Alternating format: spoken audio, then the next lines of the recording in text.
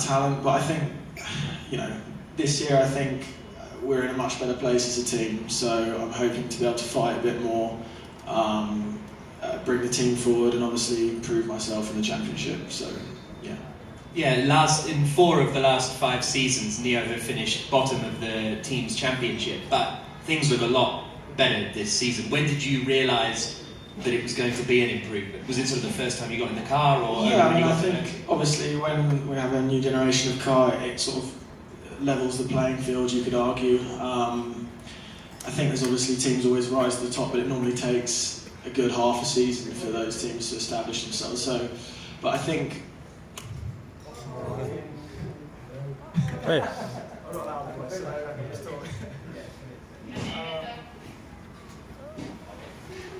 Neo have got quite, some good plans for the next 3 years. I think,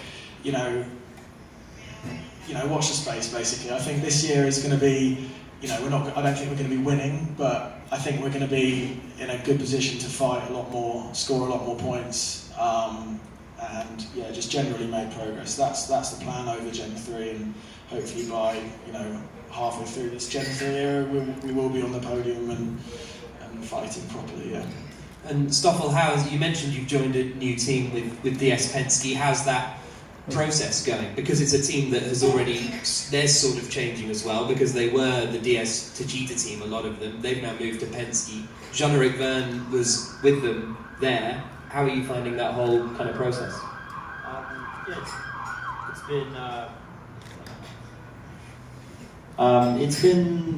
It's been good, I would say. I think the transition between DS and Penske has been I would say maybe smoother than expected.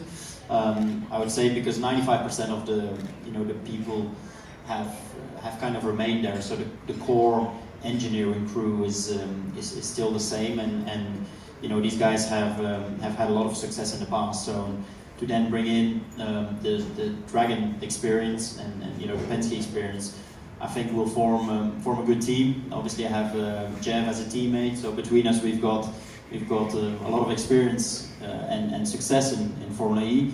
But we don't take anything for granted as well. We know that the competition is going to be stronger than ever, and yeah, we just got to try and do our work a little bit better than the others, so to remain at the top. And we saw in that clip there your win in Monaco last season for Mercedes EQ, moved you to the top of the championship. How big a day was that for you? How special a day was that? What did it feel like watching it back like that? Yeah, it still gives me great memories. Obviously, Monaco is a special race. It's kind of my home race as well. So yeah, to win that race, there's so much history about it, so much buzz around the Monaco race. It's always a great feeling.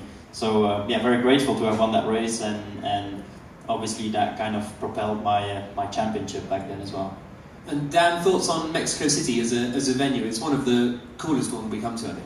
I think, to be honest, last year I can genuinely say it was probably one of the most enjoyable events that I came to, especially with the fans. They're just so grateful for your time, and it's just generally just a very, very good atmosphere around the place. Obviously, the uniqueness of having a stadium is pretty special. You could almost hear the fans screaming, because obviously we're electric, there's no engine noise, so you can almost hear them, which is pretty cool. So yeah, it's a great venue to kick off this new era, yeah. Yeah, and on the new era, a word from both of you about the new car. It's got a lot more power than last season. Attack mode strategy is different. It's going to be a kind of a really different season to what we saw last year. I mean, it's definitely more difficult to drive, so I think you're going to see a few more mistakes from the drivers. It's just going to be very interesting to see on strategies and races at the moment. I don't really know a lot of how it's going to pan out, but all I know is that the cars are difficult to drive, so I'm sure you're going to see more up and downs, let's say. What makes them more difficult to drive, Stoffel?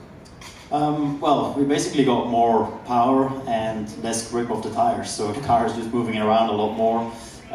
Makes it very hard with the traction phases.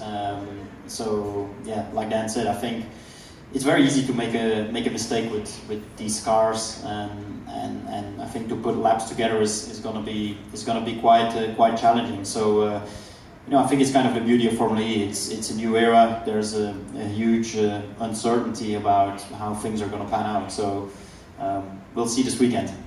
We certainly will. I think it's more probably on the human body that it makes a big difference. Sleeping is a little bit more difficult with altitude, and generally exercising makes it a little bit harder. Any more questions? Yeah, we have. Compared to the another circuits in the world, Mexico, how hard is for you? Dan, how's the Mexico City circuit compared to some of the others we raced at? I mean, I think pretty much all tracks on the Formula E calendar are a lot harder than normal circuits. There's lots of different surface changes in the Mexico track, like in the stadium. There's lots of different surfaces, so it's quite hard to predict. I mean, like we touched on before, it's just very difficult to put a lap together, to be honest. That's what I remember from last year anyway. And now, like, we have, maybe less grip with the tyre, you could argue. I think it's going to be even more challenging, especially the last corner, the really long last corner. You have to be patient, but also, you want to prioritise the exit, so it's quite tough. Stoffel, things haven't quite worked out for you in Mexico in the past, have they? Despite kind of running at the front quite a lot.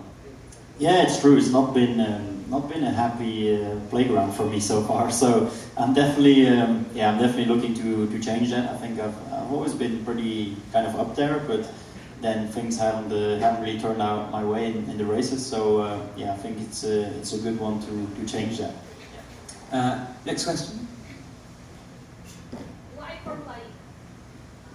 Why Formula E? Compared to another race? I think Formula E is very unique. We race obviously always on street circuits. I think that brings a great challenge to the drivers. There's a huge amount of manufacturers involved as well, and like I said in the Unplugged series as well, I think is probably the most competitive championship that you can compete in. Every driver that's racing in Formula E has won championships in the past. They've won in the junior series. A lot of them have been in Formula 1, endurance racing, and have all won in those series. So I always like to race in a championship that got the credibility of the quality of the field, and it just motivates you, and it brings a huge amount of satisfaction when you do well. Yeah, I think, to be honest, the consistency, the level of talent across the grid in Formula E, I think, is stronger than Formula 1, to be honest. No, it's one of the only series where all the drivers are paid. In Formula 1, you have drivers who are paying, so I think Formula E, in terms of the level of the driver, is higher than any championship in the world.